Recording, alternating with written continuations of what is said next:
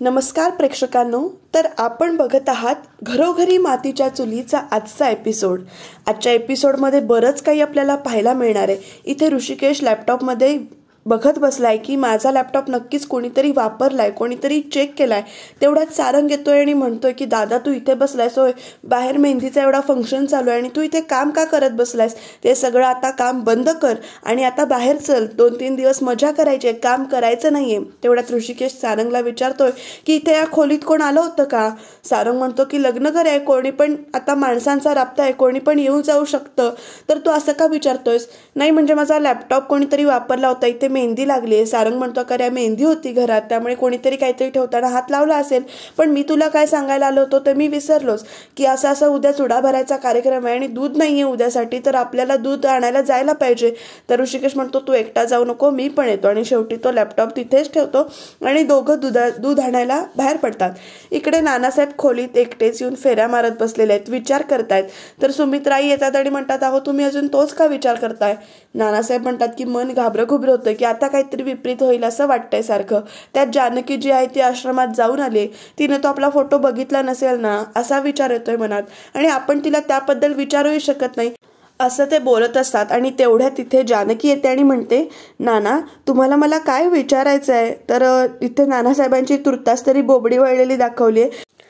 अगं हिम्मतरावांची तब्येत बरी नव्हती ना, तर त्याविषयी आम्ही बोलत होतो. आणि तू आश्रमात गेली होतीस ना असं नानासाहेब विचारतात. तर लगेच जानकी म्हणते की हो, आणि तुम्ही त्यांचे कोण लागता किंवा तुम्ही मदत करता? आश्रम तुमच्या दोघांचा मिळून आहे का?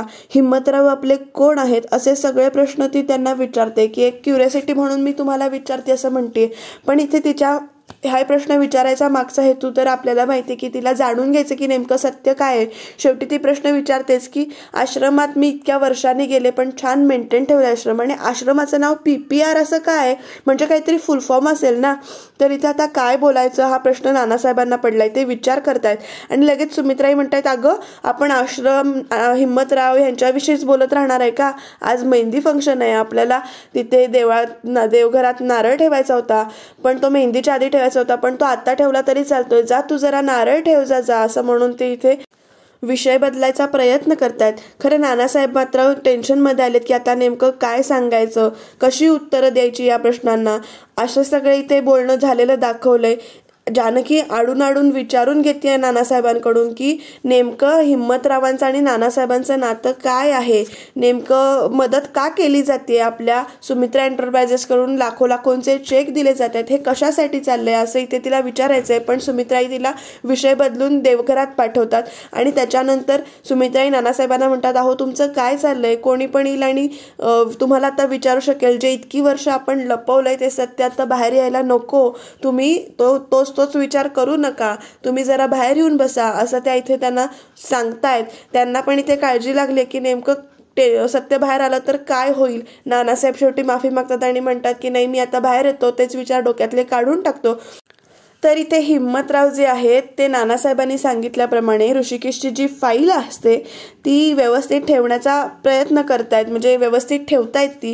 कारण त्यांना पण इथे काळजी वाटायला लागली की आता नानासाहेबांनी इतकं सांगितलंय तर ही फाईल कोणाच्या हातात लागायला नको, ही फाईल व्यवस्थित ठेवली पाहिजे. आणि त्याच्यावर जी साठलेली धूळ असते ती ते स्वच्छ करत असतात. तेवढा तिथे हा बाळासाहेब टपकतो आणि तो त्यांना हाक मारतो हिम्मतरावांना. हिम्मतराव म्हणतात की तुमचं काम होऊन जाईल, काळजी करू नका.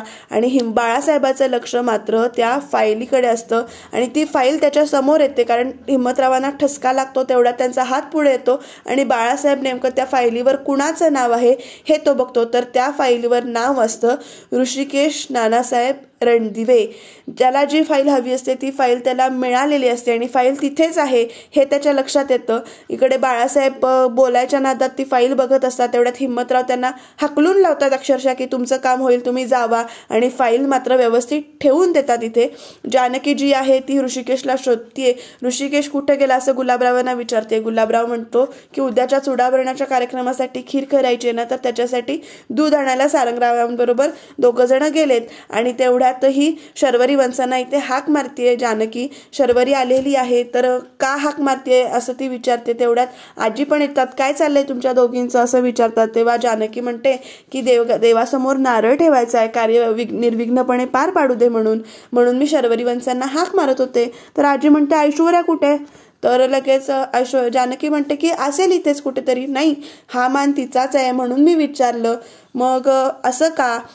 शर्वरी वंश नारळ ठेवू शकत नाहीत का असं इथे जानकी विचारते. तेव्हा आजी म्हणते की आता ती माहेरवाशीण आहे आणि आता ती रणदिवे नाहीये, ऐश्वर्या आता रणदिवी आहे, त्यामुळे हा मान तिचाच आहे. इथे बघा माहेरवाशीण झालं की असं बोललं जातं ते मुलीच्या मनाला लागतं ना प्रेक्षकांनो. पण इथे जानकी लगेच बाजू सावरून घेते आणि म्हणते की त्या मुलगीच आहे त्या घरची आणि हा मान त्यांचाच आहे. आणि त्या ऐश्वर्या फोनवर बोलताना आपल्याला दाखवली आहे सयाजीरावांशी, म्हणजेच तिच्या बाबांशी ती फोनवर बोलते. सयाजीराव ऐश्वर्याला सांगतायत की ती फाईल मिळाली आणि ती फाईल कधी पोच करायची तेवढी सांगते. लगेच जानकी म्हणते फाईल आपण आपल्यापर्यंत नाही आणायची, फाईलीपर्यंत जानकी आणि ऋषिकेशला पाठवायचे. तर लगेच सयाजीराव म्हणतात म्हणजे गंगा उलटी फिरवायचे तर असं करायचंय का? बरं. तर लगेच इथे ऐश्वर्या जी आहे ती प्लॅन सांगते की ह्या फायलीपर्यंत दोघांना पोचवायचं आहे. आणि तेवढ्यात तिला आजीची हाक ऐकायला येते आणि ऐश्वर्या म्हणते की माझ्या जोकरची मला आता हाक ऐकायला आली आहे, या घरातला माझा हुकमी एक काय, बघूया काय म्हणतोय ते, मी नंतर बोलते. तर लगेच आजी ऐश्वर्याला सांगतात की अगं देवासमोर नारळ ठेवायचा आहे आणि जानकी त्या शर्वरीला घेऊन गेली. ऐश्वर्या म्हणते नारळच तर ठेवायचा आहे ना. पण मग आजी समजावून सांगतात हा मान तुझा आहे, तू मोठी सून आहेस, रणदिवी आहेस, तू या घरची सून आहेस, तू हा मान तुझा आहे. लगेच ऐश्वर्या म्हणते की आता मानच नाही राहणार तर जानकी कुठला मान देणार, तरी सुद्धा मी जाते. तर इथे दोघी जणी देवासमोर नारळ ठेवतात. शांत प्रसन्न वाटते देवघर बघून. जानकी सांगेल तसं इथे शर्वरी इथे नारळ ठेवते. देवाला हळदी कुंकू ठेवते. नारळ ठेवून दोघी नारळ आणि फूल ठेवतायत. दोघी हात जोडून प्रार्थना करतायत. आणि तेवढ्यात इथे बघा ऐश्वर्या आलेली आहे आणि ऐश्वर्या येऊन सरळ दिवा उचलून तो खाली ठेवते. काय कारस्थानी बायका असतात नाही आणि यांचं डोकं कधी कुठे कसं चालेल याचे आपल्याला कल्पना पण येऊ शकत नाही असं त्या कारस्थान करतात. इथे शर्वरी जी मनापासून प्रार्थना करते की दादा वहिनीचं पुन्हा आम्ही लग्न करतोय, घरात उत्साहाचं वातावरण आहे आणि ते कार्य निर्विघ्नपणे पार पडू दे. ऐश्वर्या सुद्धा इथे दिवा खाली ठेवून नमस्कार केल्याचं नाटक करते आणि शर्वरी पुढे नमस्कार करायला जाणार तेवढ्यातच तिच्या पदराला त्या दिव्याची आग लागते. दिव्यामुळे आग लागते आणि ती ओरडत आग करत ओरडत बाहेर जाते. इकडे सारंग सुद्धा आलेला आहे. इकडे सगळी एकदम आग कशाने लागली म्हणून असं बघतायत. तर लगेच जानकी आपल्या हाताने पदर झाडून ती आग विझवते आणि या सगळ्यामध्ये तिचा हात जरासा भासतो. पण ती पहिल्यांदा शर्वरीची काळजी करते आणि म्हणते तुम्ही ठीक आहात ना. तर इथे बघा ऋषिकेश जो आहे तिचा हात हातात घेऊन बघतो आणि गुलाबरावाला भांडं आणून दे म्हणून सांगतो.